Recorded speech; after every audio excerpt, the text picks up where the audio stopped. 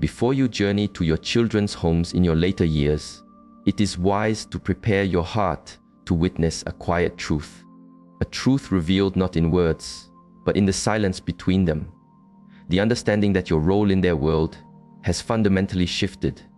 Your presence, which was once the very center of their universe, may now exist at its edge.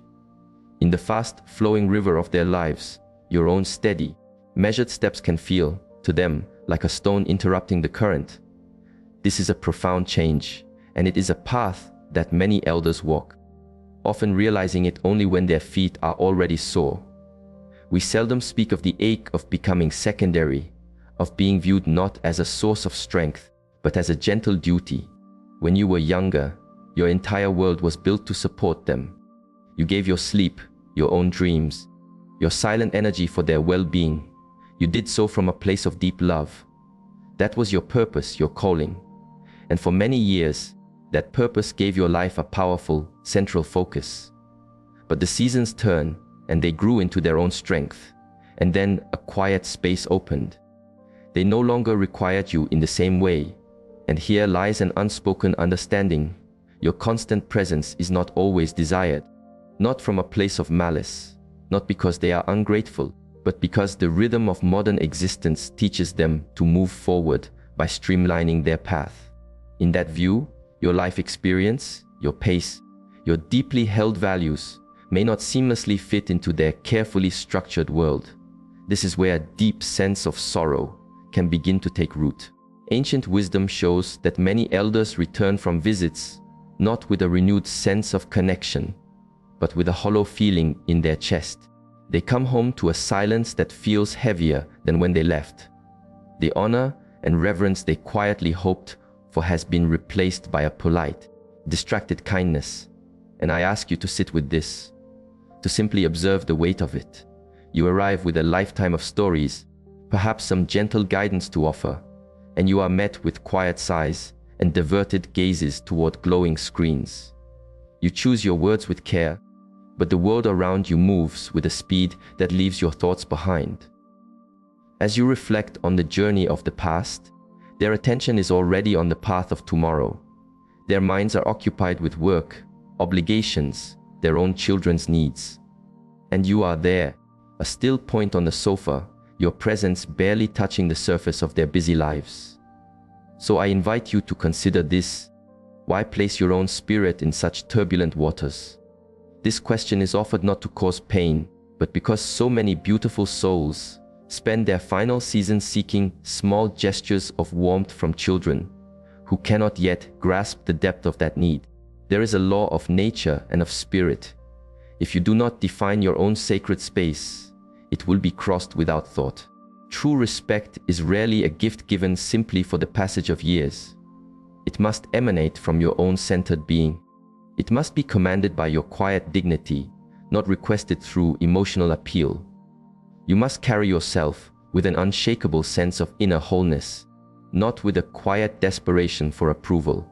So many parents enter their children's spaces as if they are seeking a mirror, hoping to hear, "You are a wonderful mother, a noble father, we see all that you have given." When this affirmation does not arrive, when their children are swept away by their own lives, a quiet collapse occurs within. You cannot place the wellness of your spirit into hands that have not learned how to hold it. Do not arrive at their door with your spirit completely open, expecting it to be filled with warmth. Go only when you are already full.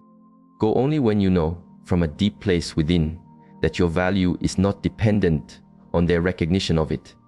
And this requires a profound strength, an immense strength, because you spent decades nourishing these very people. Your hands, which may now tremble, once wiped their tears and provided their food. You guided their first steps, and now they hurry forward, often forgetting to glance back. But this is the flow of life. It moves forward with an unwavering force. You must therefore be equally unwavering in the protection of your own inner peace. Many have felt their spirit diminish in their later years, not from physical ailment, but from the weight of unspoken disappointment. The emotional harvest from their life's great investment in parenthood was not what they had envisioned. They imagined their golden years filled with shared joy and togetherness. Instead, they were met with a profound quiet, with a sense of being overlooked, or worse, of being kindly accommodated. You were not born into this world to be merely accommodated. You were not meant to be a faint echo in the background of their busy lives. If that is all they can offer at this time, then you must withdraw with grace. Reclaim your inner balance, not with complaint or anger, but with a simple, quiet retreat. You do not return until they have come to understand that your time, your presence, is also sacred. You have earned peace, not polite tolerance. You have earned the company of those who see your light without needing to be told it is there. And what is truly sad, many elders continue the journey again and again, hoping for a different outcome. They absolve the forgotten calls, the brief visits, the divided attention. They tell themselves, life is demanding for them right now. But in their hearts, a quiet knowing grows. They know they are being gently set aside, and that feeling deepens with each visit. You must understand this. To have your spirit dishonored in your later years is a greater harm than simple solitude. Solitude can be a place of immense peace and power, but a lack of honor eats away at the core of your being. It casts a shadow on your entire life's journey, making you question the meaning of your sacrifices. And that is a burden no soul should carry. So what is the practice? You cultivate a life that is entirely your own. You find new communities, new meaning, new daily rituals. You connect with those who truly listen, who value life experience, who are not so caught up in their own climb that they forget the mountain that supported them. You choose to be with souls who seek your company not from a sense of duty, but from genuine appreciation. You cease to be the parent seeking the child's approval, and you become the elder who embodies a quiet, powerful presence. Speak with less frequency, but with greater intention. Let your silence become your ally, for stillness has a way of amplifying true dignity. You are not here to ask for attention, nor to cling to what has passed. You are here to inhabit the final chapters of your life from a place of profound strength. And if your children come to you, truly come to you, then welcome them with boundless warmth. But not with a dependent spirit, not with an emotional hunger that asks to be fed. Remember who you are. You are the root, not the branch. You are the solid earth from which the tree grew, not a decoration on its limbs.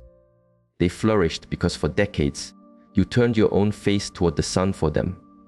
They grew strong because you poured your own life force into the soil.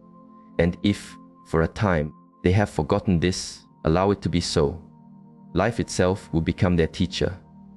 Time is a direct and effective master, revealing what is essential. They too will see the seasons of their own lives change. And in that change, perhaps they will remember how you stood, how you chose a dignified solitude over a quiet humiliation. There is no loss of honor in stepping away from a table where your spirit is not fed. There is, however, a deep sadness in remaining, withering under the weight of being unseen. You are not fading. You are not without purpose. You are the embodiment of survival, of wisdom, of stories too deep for a shallow world to contain. And your inner light does not dim just because others have not learned how to see it. So, do not journey to them if that journey requires you to leave your self-worth behind. Visit when your presence is honored. Visit when your stories are welcomed. Visit when your insight is sought, not politely dismissed. Visit when you are seen not simply as a parent, but as a soul forged in the fires of life, standing in quiet, unshakable strength. And until that day, your path is to live. Find new trails of awareness. Cultivate life in a small garden. Write down your own stories. Discover laughter. Move your body with intention. Go to places of quiet learning. Sit under a tree and simply be. Form new connections. Celebrate your life with people who remember you are a gift. Drink your tea in the quiet of the morning and smile, because you no longer need to be needed to know you are profoundly alive. And if this message connects with a truth within you, simply be with that feeling.